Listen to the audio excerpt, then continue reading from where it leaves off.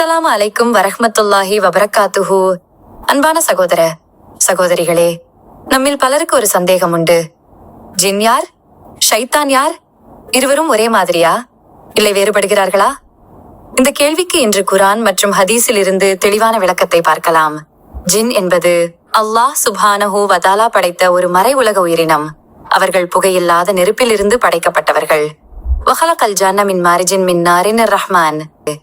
ஜின்னை புகையில்லாத நெருப்பிலிருந்து அல்லாஹ் படைத்தான். சூரா ரஹ்மான் 15. ஜின்னும் மனிதர்களைப் போலவே உண்ணவும் குடிக்கவும் செய்கிறார்கள், திருமணம் செய்து கொள்கிறார்கள், சந்ததியையும் பெறுகிறார்கள். அவர்களுக்கும் நம்மைப் போலவே நம்பிக்கை கொண்ட ஜின், முஸ்லிம் ஜின் இருக்கிறார்கள். நம்பிக்கை மறுக்கும் ஜின், காஃபிர் ஜின் இருக்கிறார்கள். எங்களில் சிலர் நல்லவர்கள், எங்களில் சிலர் அதற்கு மாறானவர்கள். பல வழிகளில் இருக்கிறோம். சூரா அல் ஜின் 11. ஷைத்தான் யார்? ஷைத்தான் என்பது தனி ஒரு படைப்பு அல்ல. ஷைத்தான் என்பது ஒரு பதவி அல்லது பெயர். அதாவது மக்களை வழி தவறச் செய்யும் தீய ஜின் அல்லது தீய மனிதன் ஷைத்தான் என்று அழைக்கப்படுகிறான். வகதாலிக ஜஅல்னா லிகுல்லி நபியின் அதுவன் ஷயத்தீனல் இன்சி வல் ஜின்னில் அன்ஆம். ஒவ்வொரு நபிக்கும் நாங்கள் பகைவர்களாக மனித ஷைத்தான்களையும் ஜின் ஷைத்தான்களையும் வைத்திருக்கிறோம்.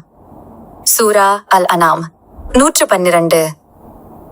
அதாவது ஷைத்தான் என்பது தனியாக பிறந்த உயிரினம் இல்லை. ஜின்னில் தீயவர்கள் இருந்தால் அவர்களே ஷைத்தான்கள். மனிதர்களில் தீயவர்கள் இருந்தாலும் அவர்களும் ஷைத்தான்கள் என்று அழைக்கப்படுகிறார்கள். இப்லீஸ் யார்? இப்லீஸ் என்பவன் எல்லா ஷைத்தான்களுக்கும் தலைவன். அவன் முன்பு அல்லாஹ்வை வணங்கி வந்தான்.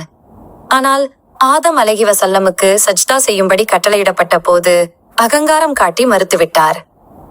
இப்லீஸ் தவிர மற்றவர்கள் அனைவரும் சஜ்தா செய்தனர். இப்லீஸ் அகங்காரம் காட்டி மறுத்தான்.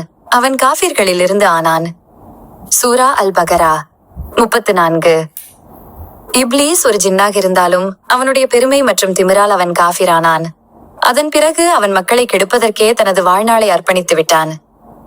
எல்லா ஜின்னும் கெட்டவர்கள் அல்ல. பலர் இஸ்லாத்தை ஏற்றுக்கொண்ட நல்லவர்கள். குரானில் ஜின் சூரா வந்து அவர்கள் நபி முஹம்மது அவர்களின் குரான் வாசிப்பை கேட்டு இஸ்லாம் ஏற்றுக்கொண்டதாக குறிப்பிடப்பட்டுள்ளது. ஆனால் காஃபிர் ஜின்னில் இருந்துதான் ஷைத்தான்கள் உருவாகிறார்கள். அல்லாஹ் நம் அனைவரையும் ஜின் சைத்தானின் தீங்கிலிருந்து காப்பாற்றுவானாக. ஆமீன்.